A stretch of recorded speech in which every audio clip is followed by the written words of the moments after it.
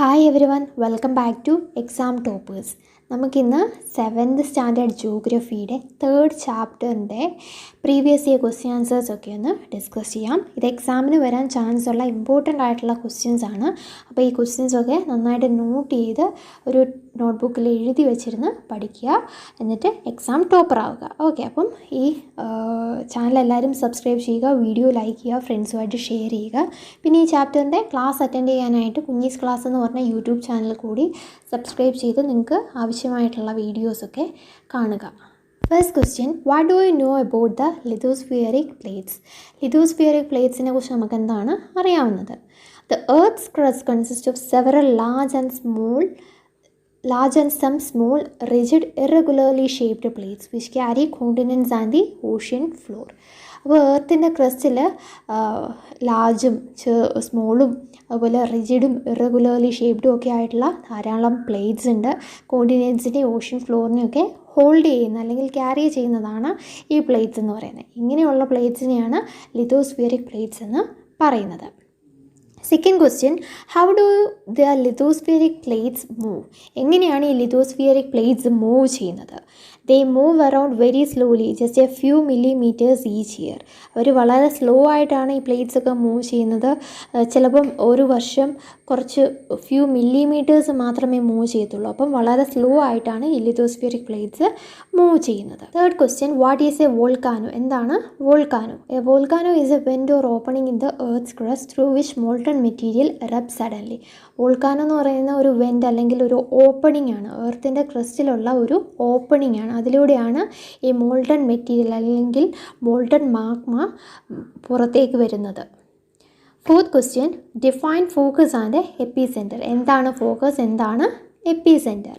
The place in the crust where the movement starts is called the focus. അപ്പോൾ എവിടെയാണോ ഈ movement ഒക്കെ start ചെയ്യുന്നത്, ക്രസ്റ്റിൽ എവിടെയാണോ മൂവ്മെൻറ്റ് സ്റ്റാർട്ട് ചെയ്യുന്നത് അതിൻ്റെ പേരാണ് ഫോക്കസ്.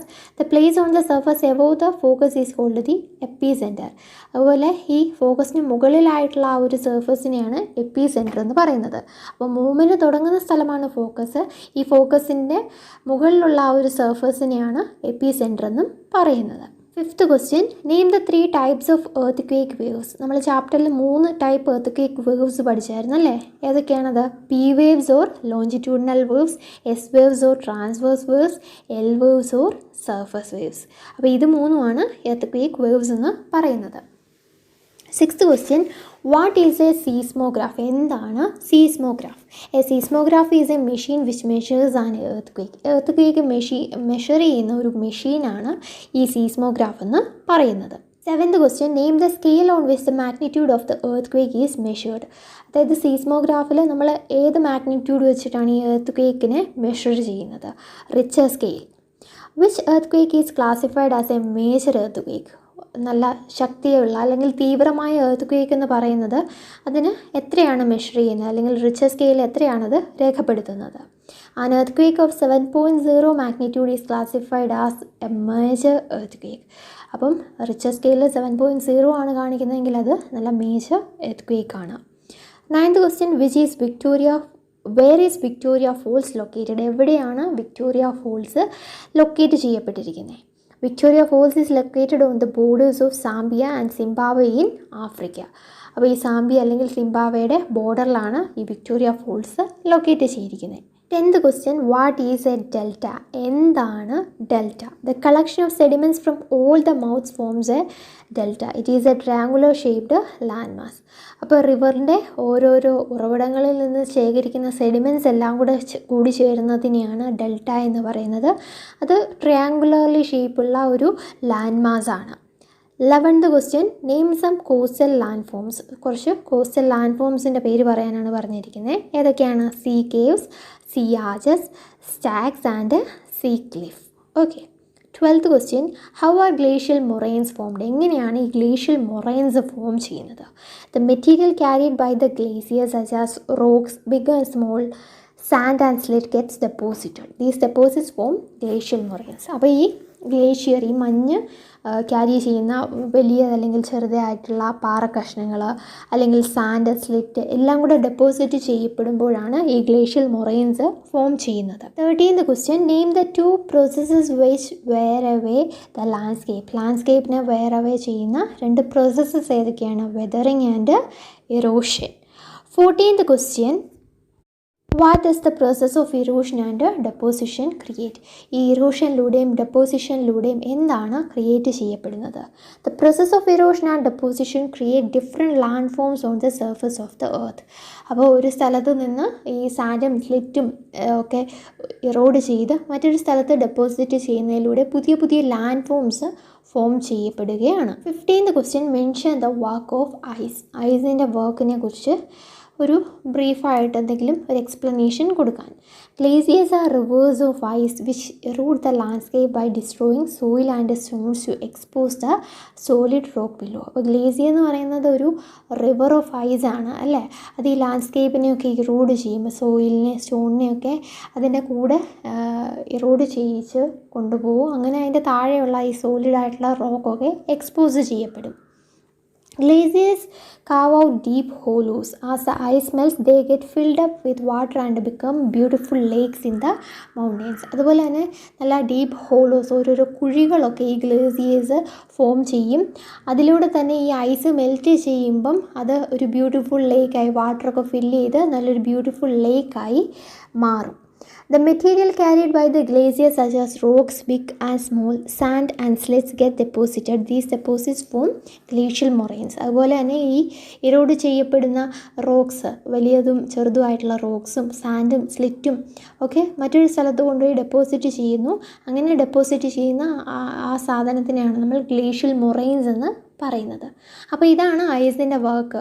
ഇത് ഈ സോളിഡ് റോക്കിനെയൊക്കെ എക്സ്പോസ് ചെയ്തുകൊണ്ട് സോയിലിനെ സ്റ്റോണിനെയൊക്കെ ഇറോഡ് ചെയ്യുന്നു, ഡീപ്പ് ഹോളോസ് ഫോം ചെയ്യുന്നു, അത് മെൽറ്റായിട്ട് ബ്യൂട്ടിഫുൾ ലേക്സ് ഫോം ചെയ്യുന്നു, പിന്നെ ഗ്ലേഷ്യൽ മൊറൈൻസ് ക്രിയേറ്റ് ചെയ്യുന്നു. അപ്പോൾ ഇത് ഇത്രയുമാണ് ഐസിൻ്റെ work. 16th question, what is earthquake? What are some common earthquake prediction methods? എന്താണ് എർത്ത് ക്വേക്ക് പ്രെഡിക്റ്റ് ചെയ്യാനായിട്ടുള്ള കോമൺ ആയിട്ടുള്ള മെത്തേഡ്സ് എന്തൊക്കെയാണ്?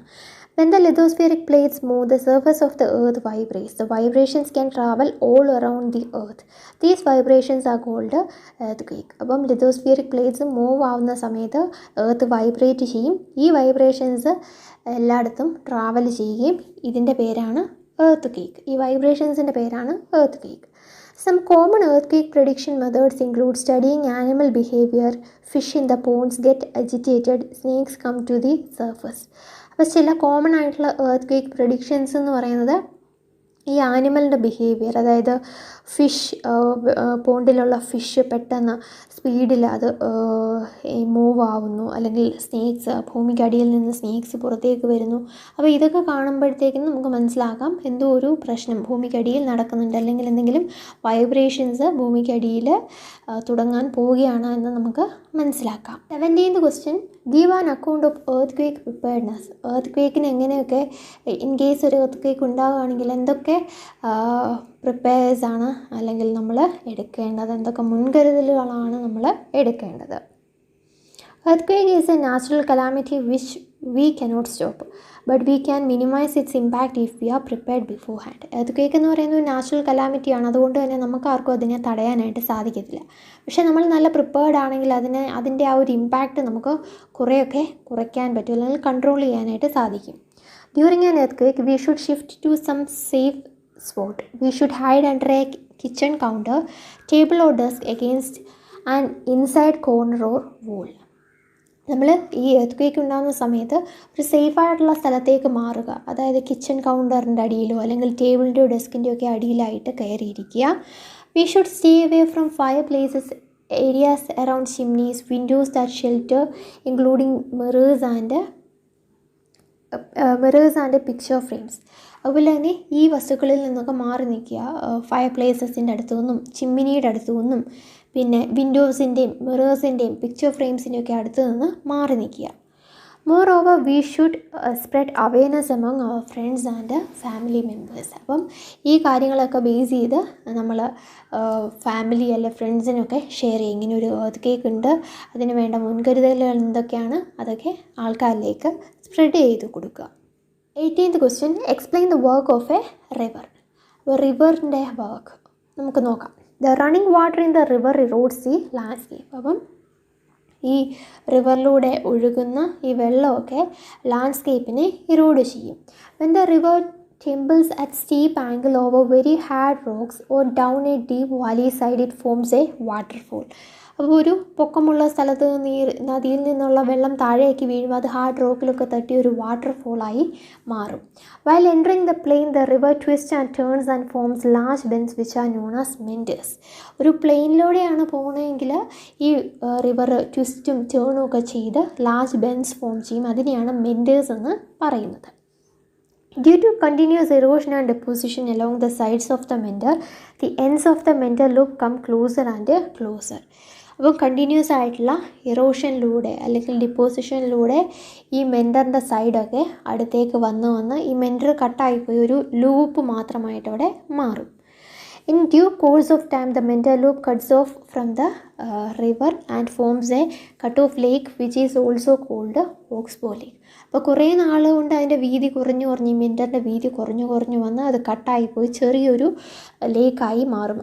കട്ട് ഓഫ് ലേക്കായി മാറും. അതിനെയാണ് ഓക്സ്ബോ ലേക്ക് എന്ന് പറയുന്നത്.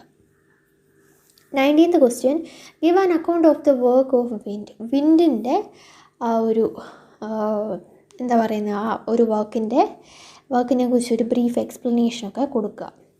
Wind is an active agent of erosion and deposition in the desserts.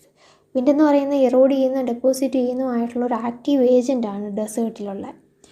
In deserts, we often notice rocks in the shape of a mushroom known as mushroom rocks. Winds erode the lower section of the rock more than the upper part. Therefore, such rocks have narrower base and a wider top. ഈ ഡെസേർട്ടിൽ നമുക്ക് ധാരാളം mushroom ഷേപ്പുള്ള rocks കാണാൻ സാധിക്കും. അതിൻ്റെ പേരാണ് mushroom rock. എന്തുകൊണ്ടാണ് ഇത് കാണാനായിട്ട് സാധിക്കുന്നത്? കാരണം ഈ വിൻഡ് എപ്പോഴും ഒരു റോക്കിൻ്റെ അടിവശമാണ് എറോഡ് ചെയ്യുന്നത്. അപ്പോൾ കണ്ടിന്യൂസ് ആയിട്ട് ഇങ്ങനെ അടിവശം എറോഡ് ചെയ്യുന്നതിലൂടെ താഴ്വശത്തിൻ്റെ വീതി കുറഞ്ഞു വരികയും മുകൾ ഭാഗത്തിൻ്റെ വീതി കൂടി വരികയും ചെയ്യും. അങ്ങനെ ഇതിനൊരു മഷ്റൂം ഷേപ്പായി മാറും. When the wind blows, it lifts and transports sand from one place to another. When the wind stops blowing, the sand falls and gets deposited in low hill-like structure. അപ്പോൾ കാറ്റ് വീശുന്ന സമയത്ത് ഈ ചെറിയ മണൽത്തരികളൊക്കെ ഒരു സ്ഥലത്തു നിന്ന് മറ്റൊരു സ്ഥലത്തേക്ക് ഷിഫ്റ്റ് ചെയ്യപ്പെടും. കാറ്റ് വീശുന്ന നിൽക്കുമ്പം എവിടെ വെച്ചാണോ ഇത് നിൽക്കുന്ന ആ സ്ഥലത്ത് ഈ സാൻഡൊക്കെ വന്ന് ഡെപ്പോസിറ്റ് ചെയ്യപ്പെടും. അങ്ങനെ ഒരു കുഞ്ഞു മല പോലെ അവിടെ ഫോം ചെയ്യും. These are called sand dunes. ഇതിനെയാണ് സാൻഡ് ഡ്യൂൺസ് എന്ന് പറയുന്നത്. When the grains are very fine and light, the wind can carry it over long distances. When such sand is deposited in large area, it is called loess. അപ്പം വളരെ ഫൈനായിട്ട് ലൈറ്റായിട്ടുള്ള സാൻഡാണ് ഈ വിൻഡിലൂടെ ഒരു സ്ഥലത്തേക്ക് travel ചെയ്യുന്നതെങ്കിൽ അതിന് ഒരുപാട് ദൂരം ട്രാവൽ ചെയ്യാനായിട്ട് സാധിക്കും അല്ലേ? കാരണം അതിന് തീരെ കനക്കുറവാണ്. അങ്ങനെ വളരെ ദൂരത്തേക്ക് പോയി ഒരു ലാർജ് ഏരിയയിലേക്ക് മുഴുവനായിട്ട് ഈ സാൻഡ് ഡെപ്പോസിറ്റ് ചെയ്യുന്നതിലൂടെ ഉണ്ടാവുന്നതാണ് ലോയസ്. അപ്പോൾ ഇതാണ് വിൻഡിൻ്റെ വർക്ക്. നമ്മുടെ പ്രീവിയസ് ഇയർ ക്വസ്റ്റ്യൻ ആൻസേഴ്സ് ഇവിടെ തീരുകയാണ്. എല്ലാവർക്കും ക്വസ്റ്റ്യൻ ആൻസേഴ്സ് ഒക്കെ മനസ്സിലായെന്ന് വിചാരിക്കുന്നു. എല്ലാവരും ചാനൽ സബ്സ്ക്രൈബ് ചെയ്യുക, വീഡിയോ ലൈക്ക് ചെയ്യുക, ഫ്രണ്ട്സുമായിട്ട് ഷെയർ ചെയ്യുക. പിന്നെ ഈ ചാപ്റ്ററിൻ്റെ ക്ലാസ് അറ്റൻഡ് ചെയ്യാനായിട്ട് കുഞ്ഞീസ് ക്ലാസ് എന്ന് പറഞ്ഞ യൂട്യൂബ് ചാനൽ കൂടി സബ്സ്ക്രൈബ് ചെയ്ത് വീഡിയോസൊക്കെ കാണുക. കുഞ്ഞീസ് ക്ലാസ്സിൻ്റെ ലിങ്ക് താഴെ ഡിസ്ക്രിപ്ഷൻ ബോക്സ് ഉണ്ട്. അപ്പോൾ ഡയറക്റ്റായിട്ട് ആ ലിങ്കിൽ ക്ലിക്ക് ചെയ്യുക, ചാനലിലേക്ക് വരിക, സബ്സ്ക്രൈബ് ചെയ്യുക. പൊളിറ്റിക്സിൻ്റെയോ ഹിസ്റ്ററിയുടെയോ ജിയോഗ്രഫിയുടെയോ മലയാളത്തിൻ്റെ ഒക്കെ ക്ലാസ്സുകൾ അറ്റൻഡ് ചെയ്യുക. ഓക്കെ, അപ്പം നമുക്കിനി ഒരു പുതിയ ചാപ്റ്ററുമായിട്ട് കാണാം.